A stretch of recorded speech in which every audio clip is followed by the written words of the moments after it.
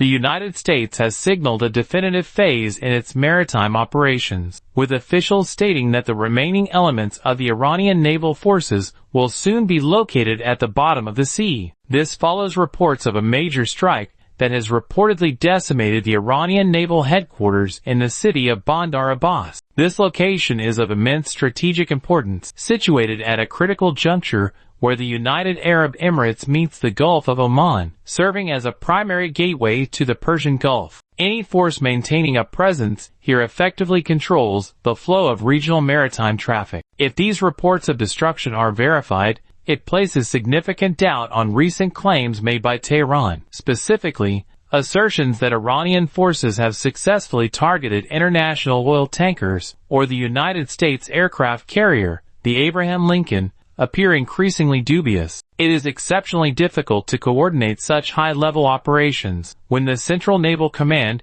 has been neutralized. Turning to the aerial campaign, the Israeli Defense Forces, or IDF, have initiated a massive offensive designated as Operation Roaring Lion. In a span of just over 30 hours, Israeli fighter jets have deployed more than 2,000 munitions against strategic targets. This operation has involved over 100 fighter jets performing 700 separate sorties, effectively securing total air supremacy over the region. As the offensive enters its next phase, the military is now preparing to mobilize 100,000 reservists to maintain operational pressure. A significant portion of these forces is being directed toward the Northern Command. This move is particularly noteworthy given that for nearly 3 years, Israel has been in a near constant state of confrontation with the Iranian-backed group, Hezbollah, which remains positioned below the Litani River in defiance of UN Security Council resolutions. By reinforcing the northern border, the IDF is preparing for the very real possibility that regional proxies may attempt to intervene,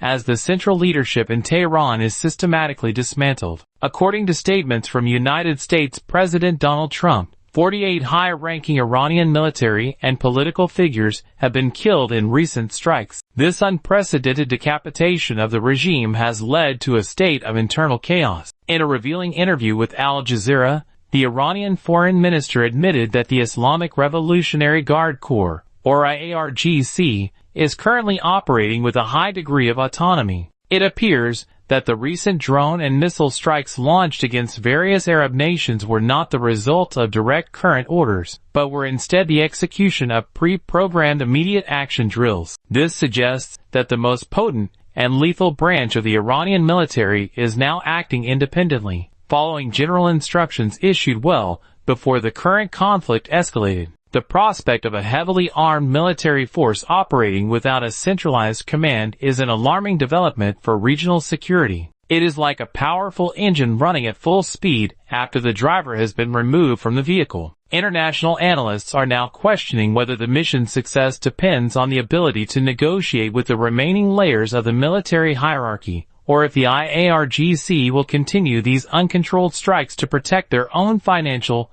and political interests. The absence of a clear plan for the aftermath remains the most significant risk in this rapidly evolving conflict. Welcome to this critical update on the rapidly evolving situation in the Middle East. At 36 minutes past 5, the regional landscape has been fundamentally altered by a series of high-stakes military engagements. President Donald Trump has officially announced that United States forces have successfully neutralized and sunk 9 Iranian naval vessels. This operation included the destruction of several large and strategically significant ships, effectively crippling Tehran's maritime reach in the Gulf. This latest development signals a profound shift in the conflict, raising questions about what the next phase of this confrontation will look like. To understand the reality behind these headlines, we are looking at the perspective from the ground in Israel, where the mood is a complex mixture of mourning and a resilient sense of historical destiny. In the city of Bet Shemesh, the nation is mourning the loss of 9 innocent citizens, including several children,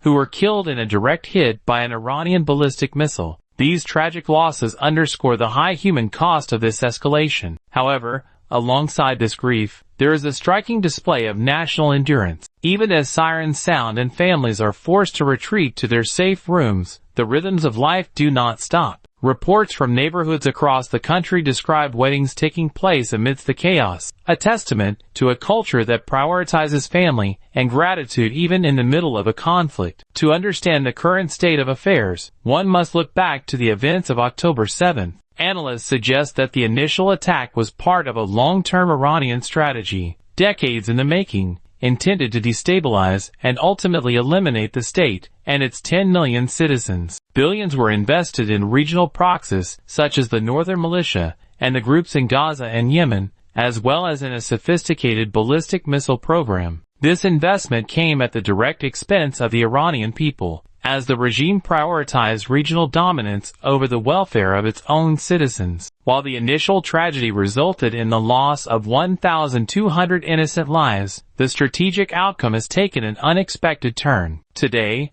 the regional power balance has shifted. The leadership in Tehran, including the supreme Islamic leader Ali Khamenei, has been neutralized. Instead of facing destruction, the nation has emerged as a regional force that many believe is now playing a role in freeing the Iranian people from a decades-long grip of a radical regime. This change is viewed by many as a miracle for the wider Middle East, potentially offering a safer future for the various groups and nations that have long been persecuted by the current leadership in Tehran. It is a historical irony that these events are unfolding as the Jewish people prepare to celebrate the holiday of Purim. This holiday commemorates a similar period thousands of years ago, when the Persian Empire sought to annihilate the ancestors of the modern state, only to see the community survive and prevail against the odds. Domestically, the perception of the leadership within the country remains distinct from the narratives often heard abroad. While there has been significant international criticism regarding the conduct of the war,